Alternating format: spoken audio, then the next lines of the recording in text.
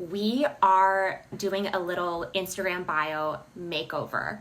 And I'm super excited about this because the bio is just one of those really underutilized features of Instagram. And a lot of people aren't doing it right. And I see this all the time. So I thought, why don't I just hop on here and just do a little makeover so that you guys can get inspiration and see what a good bio can look like.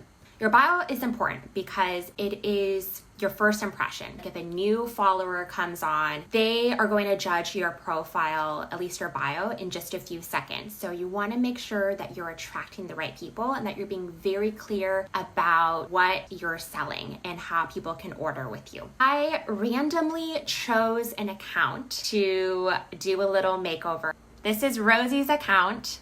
So let's take a look at what Rosie is doing really well with this bio. First off, I love that she writes mom and self-taught cookier. It is something personal and something fun about her, and it allows her to connect with maybe customers who are also moms. And then she writes cottage food certified. It's showing that she is legit and she's kind of sharing her credibility. And then she writes the Woodlands, Conroe, Texas, so we get to see where she's located.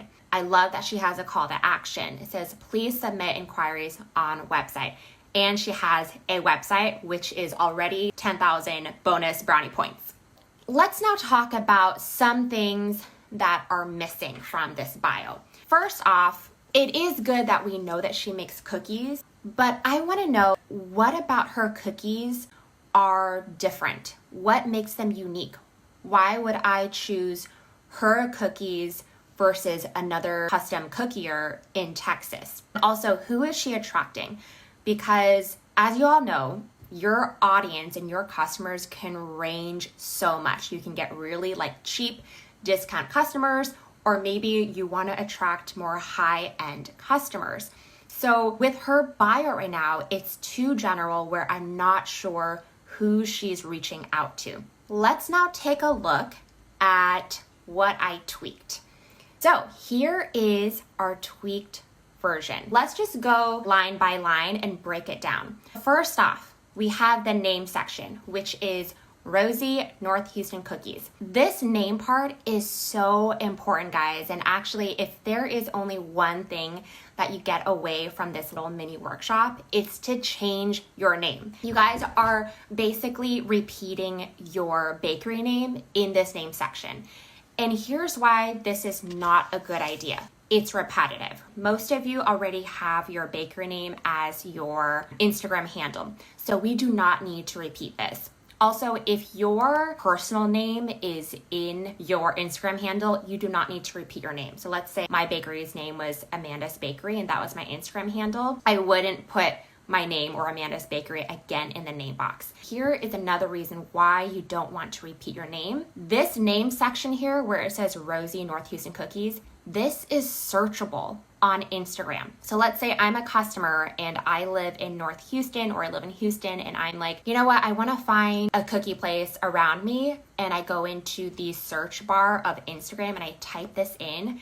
Now Rosie's account is going to be maybe one of the top accounts that pop up. So this is a really great way to set yourself apart from all the other Houston cookie bakeries that aren't taking advantage of this. If you guys do not have your location yet in your name, please do that. Now let's go down. Custom, high quality, unique sugar cookies. And then I wrote vanilla almond, chocolate, and funfetti flavors made with organic or non-GMO ingredients. I did a little stalking. I don't know Rosie. I don't know her bakery, but I saw that she was interviewed and featured in a magazine. I found out that she makes these flavors, and I was like, okay, this is really cool because from a customer's point of view, this is great information to add because one, you're already setting yourself apart and clearly defining who your audience is. Your audience is more on the high-end, high quality, I want a good sugar cookie